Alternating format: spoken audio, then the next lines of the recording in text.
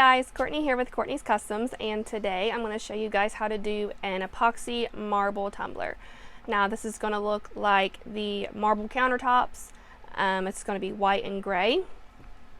So what I have here is a 20 ounce from Maker Flow Crafts. I'll make sure to put my link in the description. And I base painted it white with some Rust-Oleum. And then I'm going to be using some white Apple Barrel acrylic paint. And this is dark gray, also from Apple Barrel. And I'm going to make two different shades of gray. So I'm going to, for one of the colors, I'm going to mix a little bit of the white in with the gray. But what we're going to be doing pretty much, just to give you all a rundown before we get started, I'm going to mix the paints into some epoxy. And the epoxy that I use is KS resin. I also have an affiliate link for that, and I'll put that in the description as well. Putting the paints into the epoxy and kind of like drawing, so to speak, on the tumbler to make like the marble looking lines. So it's going to be a pretty quick tutorial, pretty simple. So with all of that being said, let's get started. So now that I've mixed up both the part A and part B epoxy, I just separated some into 3 separate cups, and I'm just using all of these little 50-cent Apple Barrel acrylic paints. You can get them at Walmart. And I'm going to put white in one of them. I'm going to use this dark gray and put it in 2. And then I'm going to take some white and just add a little bit to one of the grays just to make it a lighter gray. It really doesn't take much paint at all to change the color of your epoxy. And then you can just take some popsicle sticks and stir it up, and it mixes in there super easy, changes the color of your epoxy really quickly.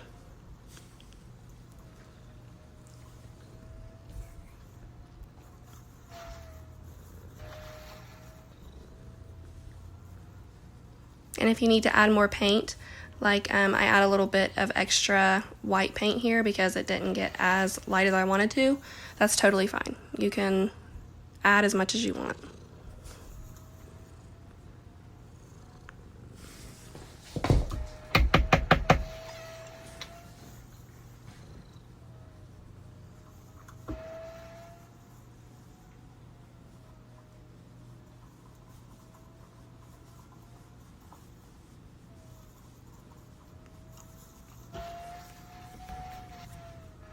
So now I'm just taking the epoxy that I put the white acrylic paint in, and I'm going to coat the entire tumbler just like I would with regular plain epoxy.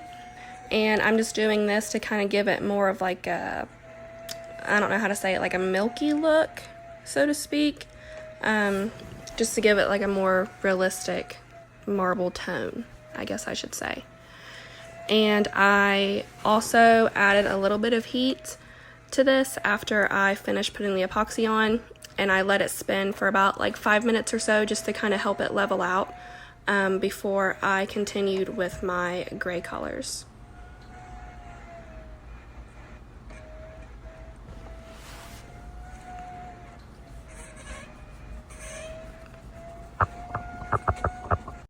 So I'm going to speed this video up because it did take me about 6 minutes to do this.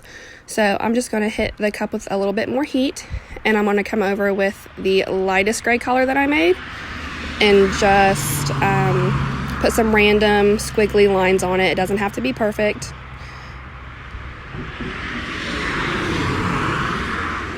And now I'm going to take my hand and just kind of pat those lines that I just made, kind of blend them in and make them look kind of cloudy all around the cup.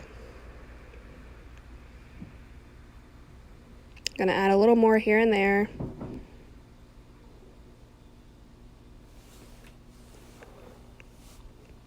And this is gonna cause some major bubbles, of course, so you definitely want to get your heat gun or your torch or whatever it is that you use and get rid of those bubbles.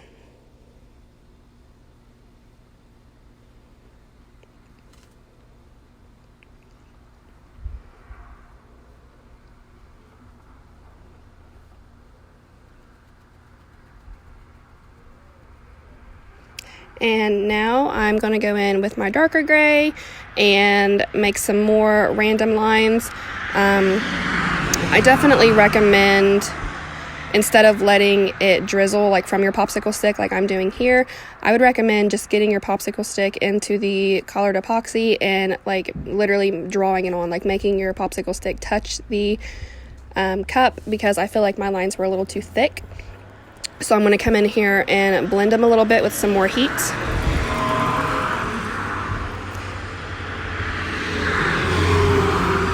And I did go through with my finger here and try to clean it up a little bit, thin out the lines just a little. Alright, so it's been a couple of days. I put 2 coats of epoxy over the cup just to make sure everything was super smooth. I'm going to get my cup wet and take my final sand that you can get from DIY Epoxy. I'll make sure to put my affiliate link in the description. And it really doesn't take a whole lot. Just squeeze some onto your cup and then get some steel wool in grade 00 and just do some buffing motions all around the cup. You want to add some pressure. You don't want to like push down on it as hard as you can or anything, but just add a good bit of pressure so the product can work. And you can go over this multiple times. Like I did this 3 times. I did 3 I call them sessions. I put the stuff on the cup and then I buffed it and then I washed it off.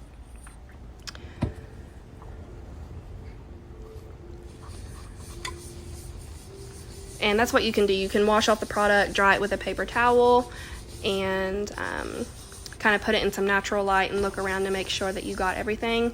And that can help you determine if you need to do another session of this or not. But regardless, it's super easy and it doesn't take a lot of time at all. I think maybe this whole process was like 5 minutes for me. And my camera keeps slipping down. I'm trying to record this by myself, so I'm sorry.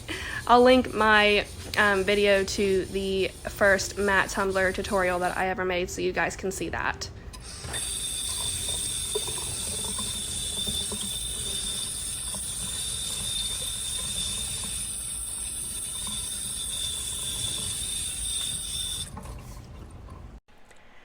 Alright, so that's it. After the final sand, you don't have to do anything else if you choose to keep your cup matte. I went over it, I think I said 3 times. I went over it 3 times with the final sand. And this is the final product. I am keeping this one. I'm not posting this one for sale. I really love anything marble. So, yeah, that's it. So if you guys have any questions at all, as always, please feel free to comment and don't forget to subscribe. Thanks, guys. Bye.